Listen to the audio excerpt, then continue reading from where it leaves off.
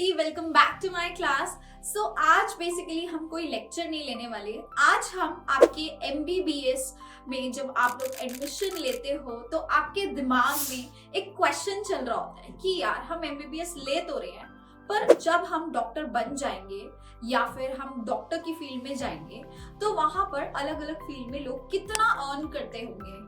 ये सभी के दिमाग में आता है, ठीक है। ये बहुत नॉर्मल सी चीज है। आप जब भी कोई फील्ड चूज करते हो तो you always see the pros and cons है, ठीक है, कि आपके लिए वो एक स्टेबल जॉब है या नहीं है और आप वहां पर कितना फाइनेंशियली सिक्योर हो, यस और नो, ठीक है। तो हम आज की इस वीडियो में सिर्फ और सिर्फ यही जानेंगे कि यार जब आप एमबीबीएस करते हो या फर्दर आप वहां पर एमडी एमएस करते हो या सुपर स्पेशलिटी करते हो तो किस तरह से वहां पे आपकी अर्निंग रहती है and how much you can earn there. So ये जो डेटा लिया गया है ये ऑन एन एवरेज लिया गया है and I have myself researched, I have talked to some of the doctors and I am asked that किस तरह से प्राइवेट सेक्टर में और गवर्नमेंट सेक्टर में ये वेरी करता है। सो स्टार्ट करते हैं आज के इस लेक्चर के साथ में और इस वीडियो के साथ में। बट बिफोर स्टार्टिंग मैं आपको एक चीज यहाँ पे कहना चाहूंगी। देखो, आपने जो ये एक बहुत ही बड़ा सा ड्रीम देखा है ना डॉक्टर बनने का, तो हमारे इंडिया में या फिर मुझे नहीं लगता कोई भी कंट्री जो है वहां पर जब डॉक्टर जैसे प्रोफेशन को चूज किया जाता है तो वो इस प्रोफेशन को लेके बहुत ज्यादा पैशनेट होते हैं, इमोशनल होते हैं और ये उनको अपनी सिर्फ एक जॉब नहीं लगती, ये उनको अपना धर्म लगता है। कर्म एक धर्म है, तो डॉक्टर्स इस चीज को बहुत सीरियसली लेते हैं। उनके कंधों पे ये बहुत बड़ी एक जिम्मेदारी होती है, तो वहां पर वो सिर्फ पैसों के लिए इस प्रोफेशन को चूज नहीं करते हैं बल्कि अपने देश के लोगों की सेवा के लिए इस प्रोफेशन को चूज करते हैं। Just like our soldiers, they are doing a lot, standing on the borders, है ना, लोगों के लिए खड़े हैं ना। तो डॉक्टर भी एक ऐसा ही प्रोफेशन होता है। तो मुझे नहीं लगता कि आपको यहाँ पर ये, मैं सिर्फ आपके सामने कुछ डेटा शो कर रही हूँ ताकि आपको आइडिया रहे। तो इस चीज को आप अपने लिए एक मोटिवेशन बना के मत चलना, ठीक है। पैसा सब कुछ नहीं होता, पैसे सब कमा लेते हैं, ठीक है। तो स्टार्ट करते हैं इस वीडियो के साथ।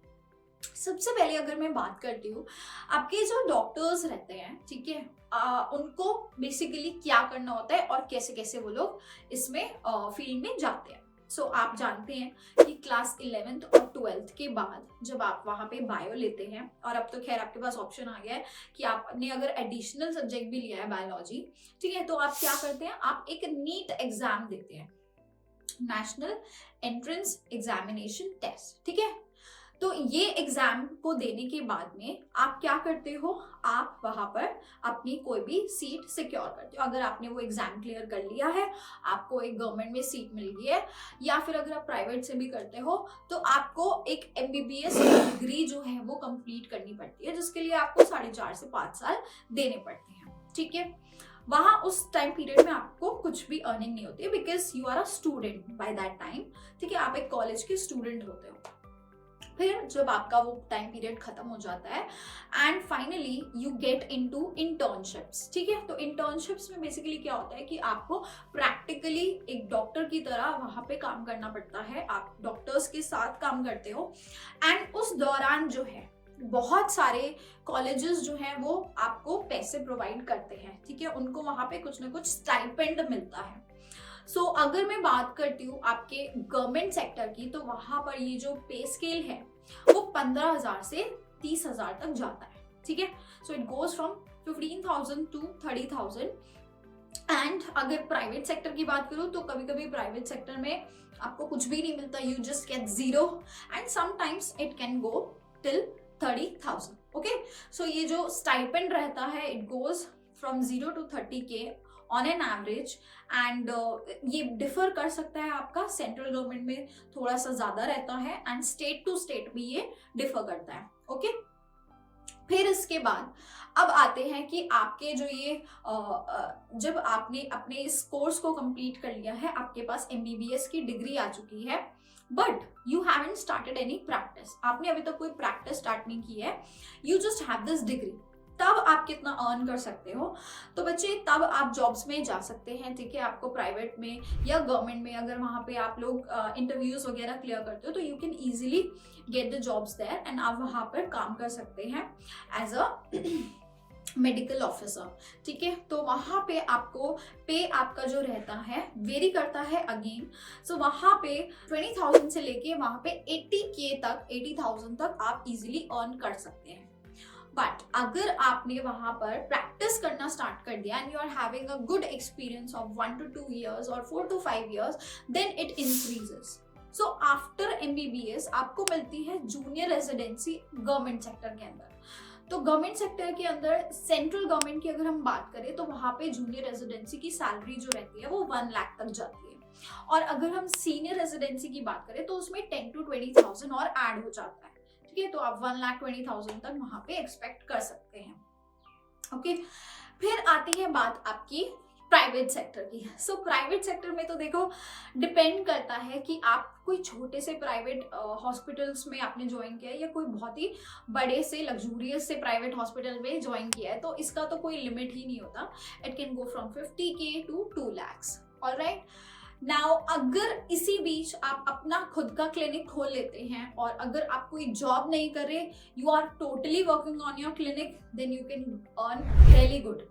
And some doctors do like this, they are doing some jobs in the government sector or the private sector and meanwhile वो अपने clinics को भी run करते हैं, तो उससे आपको extra income मिल जाती है अपने clinics को पार्ट टाइम रन करने से, ठीक है। तो क्लिनिक्स पे भी डिपेंड करता है कि यार आपका कैसा चल रहा है ना, कितने पेशेंट्स आ रहे हैं एंड स्पेशली कहाँ पे, लोकेशन भी बहुत ज्यादा डिपेंड करते हैं यार। अगर आपने मेट्रोपॉलिटन सिटीज में अपने क्लिनिक्स को खोला है तो there are high chances that you are gonna earn in lakhs, okay, you can earn in lakhs. But again अगर आप रूरल जगह पे हो तो वहां पर इतनी जो है अर्निंग नहीं हो पाती है, ठीक है। फिर इसके बाद आते हैं हम लोग नेक्स्ट आपका, अगर आप MBBS करने के बाद जाते हो फर्दर स्टडीज के लिए, दैट इज MD और MS। तो दो ऑप्शंस रहते हैं, या तो आप MD पे जा सकते हो या आप सर्जन के लिए जा सकते हो, दैट इज MS, ठीक है। तो MD MS करने के बाद अगेन सेंट्रल गवर्नमेंट में आपकी 2 लाख तक आपको सैलरी मिल जाती है और प्राइवेट सेक्टर में it can go up to 5 lakh, alright. And अब हम आते हैं अपने खुद के क्लिनिक की बात। तो वही सेम चीज है यार, यहाँ पे कोई लिमिट्स नहीं है। अगर आप मेट्रोपॉलिटन सिटीज में हो और आपके अच्छे खासे पेशेंट्स हैं, you are doing surgery, sometimes जो है एक एक सर्जरी के जो है 10,000 लोग ले लेते हैं, 10,000 20,000। आपने देखा होगा कॉस्मेटिक सर्जरीज बहुत ज्यादा आजकल चल रही हैं, तो एक एक सर्जरी के वो बहुत ज्यादा जो है easily they get good stipend for that, right? So again ये बहुत ही मतलब इसमें अच्छा खासा स्कोप है अगर आप MD MS कर लेते हो। और वहीं अगर आप सुपर स्पेशलिटी की तरफ चले जाते हो, सो देखो MD MS का जो कोर्स रहता है वो 3 साल का रहता है, और अगर हम बात करते हैं आपके सुपर स्पेशलिटी तो उसके लिए आपको MCH का कोर्स करना पड़ता है।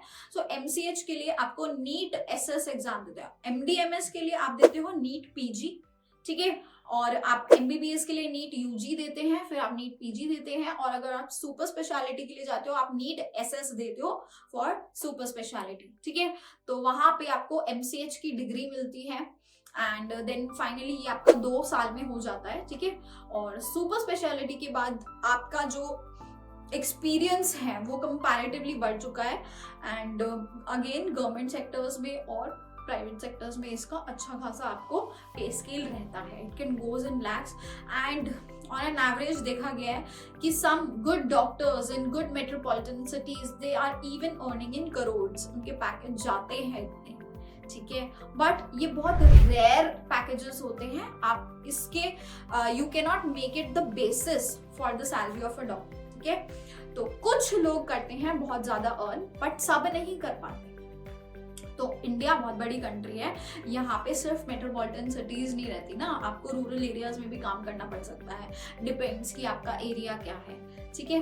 तो yes, it's a good scope to earn good in your this field, but again this is not your motivation, right. Motivation क्या है, वो सफेद कोट और कंधों पे जिम्मेदारी इस सोसाइटी को हमेशा मेडिकली स्वस्थ रखने की, ठीक है।